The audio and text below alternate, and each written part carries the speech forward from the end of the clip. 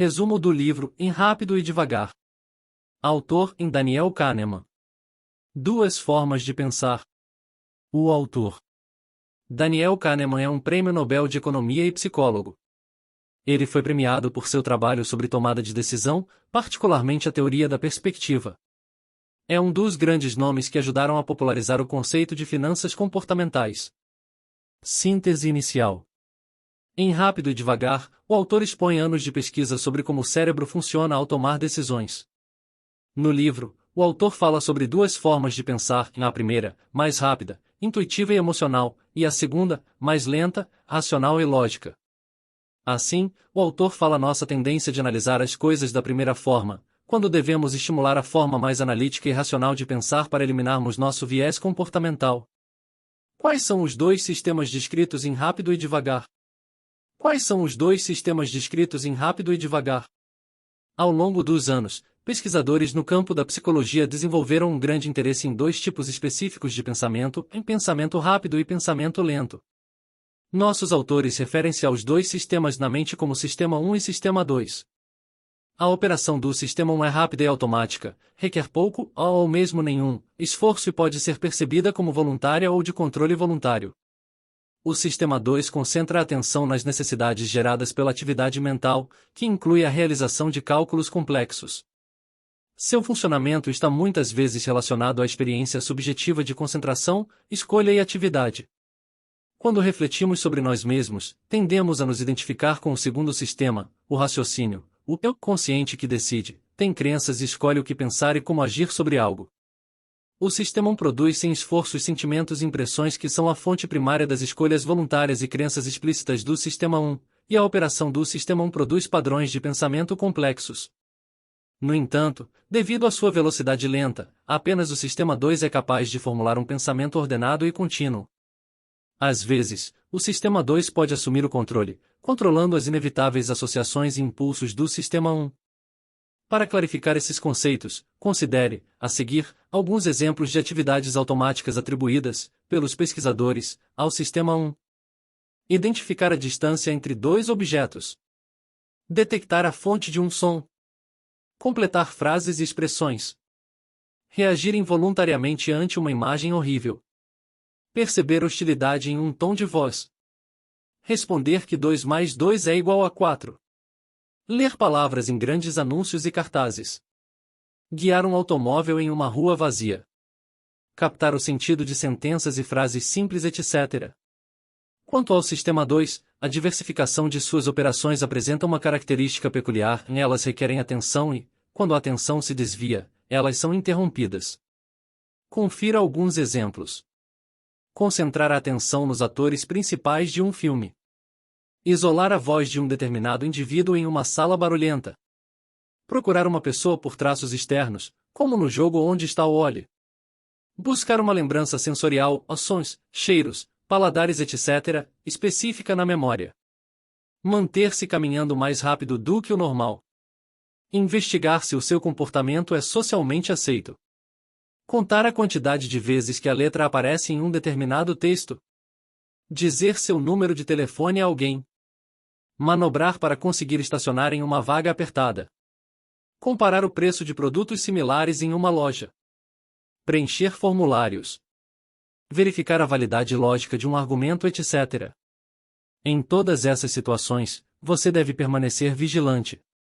Na verdade, se você não estiver totalmente preparado ou se seu foco for desviado, você não se sairá bem.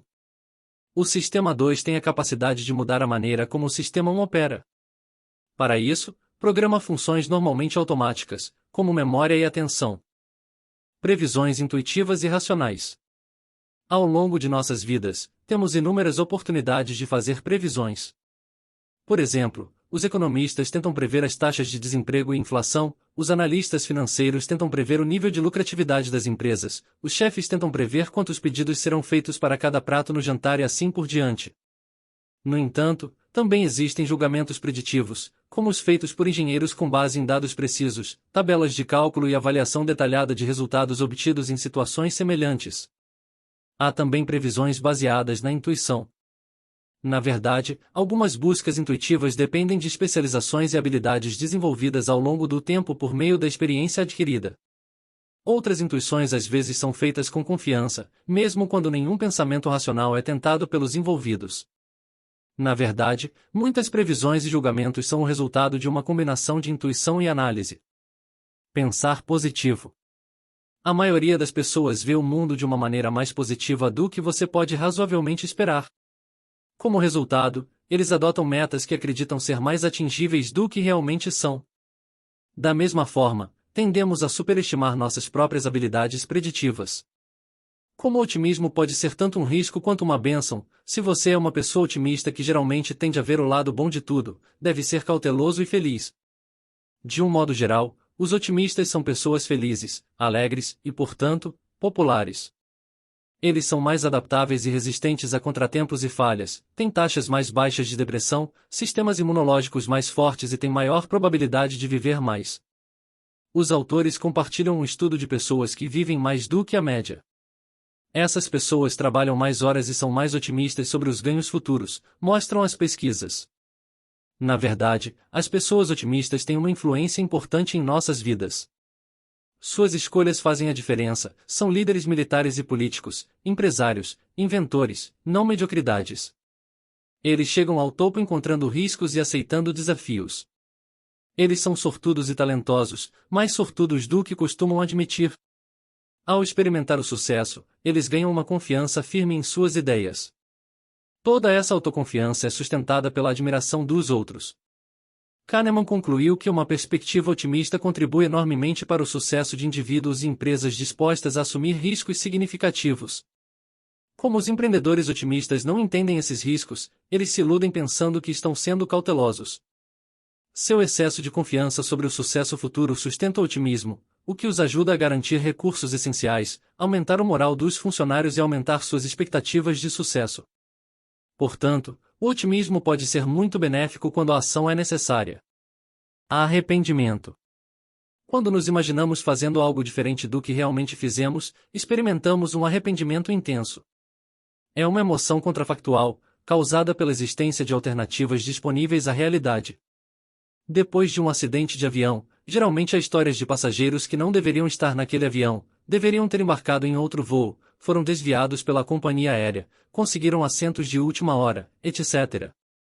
O que esses relatos comoventes têm em comum é que envolvem circunstâncias incomuns, eventos comuns que são mais difíceis de reverter mentalmente do que eventos comuns. Isso ocorre porque nossas memórias associativas contêm representações da realidade e suas normas. Uma situação inusitada chamou a atenção de todos, levando a pensar o que deveria ser comum em situações semelhantes. 2 sistemas. Os autores de Rápido e Devagar descrevem o funcionamento da mente como uma estranha interação entre dois personagens fictícios, em Sistema 1 e Sistema 2, um automático e o outro laborioso. Lembre-se, eles realmente não existem no cérebro humano ou em qualquer outro lugar. Uma frase como Sistema 1 realiza X significa que X acontece sem intervenção consciente, ou seja, automaticamente. O mesmo é verdade para o Sistema 2, no entanto, neste caso, a frase implica que certas funções corporais, por exemplo, nível de excitação, dilatação da pupila, etc., são ativadas para produzir o evento em questão. Em outras palavras, o Sistema 2 articula escolhas e faz julgamentos, mas frequentemente racionaliza ou endossa sentimentos e pensamentos gerados pelo Sistema 1. No entanto, o Sistema 2 não é apenas outro defensor do sistema, e ele também impede a livre expressão de muitos pensamentos e impulsos inapropriados. Afinal, o aumento da atenção melhora o desempenho de uma pessoa em uma variedade de atividades e é essencial para tarefas que dependem de raciocínio ordenado, seleção e comparação. No entanto, o Sistema 2 não deve ser visto como um exemplo de lógica e racionalidade. Suas habilidades são limitadas, assim como sua capacidade de compreensão. Quando raciocinamos, muitas vezes não pensamos corretamente, nem as falhas sempre resultam de intuições incorretas e intrusivas. Simplesmente, a maioria dos erros que cometemos acontece quando não temos certeza de onde vamos parar. Na verdade, embora o Sistema 1 seja responsável pela maioria dos nossos erros, ele também é responsável por quase tudo o que fazemos. Nossas ações e pensamentos são guiados pelo Sistema 1 todos os dias, e geralmente está certo. Uma das descobertas mais impressionantes dos autores é o modelo detalhado e rico do mundo que nossa memória associativa armazena, e ele distingue a surpresa do normal em menos de um segundo, gerando instantaneamente um conceito esperado em vez de um conceito de antecipação. Surpresa. Em seguida, ele procura automaticamente algumas explicações relevantes. A memória também é responsável pela vasta gama de competências e habilidades que adquirimos ao longo de uma vida de prática, gerando automaticamente soluções quando surgem desafios, desde evitar a explosão iminente de raiva de um cliente até escolher o caminho certo e encurtar o dia de trabalho. Adquirir novas habilidades requer um ambiente regular, oportunidades para colocar em prática o que você aprende e feedback claro e rápido sobre a precisão de nossas ações e pensamentos. Quando essas condições são atendidas, novas habilidades se desenvolvem e as escolhas e julgamentos intuitivos que vêm à mente rapidamente se tornam corretos na maioria das vezes. Para o Sistema 1, tudo isso é uma de suas operações, ou seja, tudo acontece de forma rápida e automática. Portanto, um sinal claro de proficiência é a capacidade de processar grandes quantidades de dados e informações de forma eficiente e rápida. Síntese final. Se você deseja utilizar rapidamente algumas das ideias do livro e evitar erros na sua empresa, mas acha que será difícil de implementar na prática, porque seu negócio é composto por pessoas diferentes, cada uma com suas características e especificidades, sabendo que as empresas tendem a evitar o fracasso melhor do que os indivíduos porque pensam mais devagar e podem executar processos de forma ordenada. As organizações podem exigir e implementar listas de verificação úteis e exercícios mais refinados. Ao fornecer um vocabulário específico, as empresas podem promover uma cultura em que os funcionários se preocupam uns com os outros. Independentemente do seu segmento de atuação ou dos produtos e serviços que comercializa, as organizações são verdadeiras fábricas de decisões e julgamentos. Cada fábrica deve desenvolver seus próprios métodos para garantir a qualidade do produto em todos os estágios, desde o projeto inicial até a inspeção final. Os estágios correspondentes da tomada de decisão incluem conjuntos de dados relevantes, definindo o problema e as ações necessárias para resolvê-lo. As empresas que buscam melhorar seus produtos devem encontrar maneiras de melhorar a eficiência em todas as etapas, todos os dias, e regular, é a verdadeira filosofia operacional. Garantir a consistência no controle de qualidade é uma alternativa à análise em larga escala de operações e processos que as empresas normalmente realizam após um desastre. Quase todas as organizações têm muito a fazer para melhorar seus processos de tomada de decisão. Fim. Leia o livro e se aprofunde mais no assunto.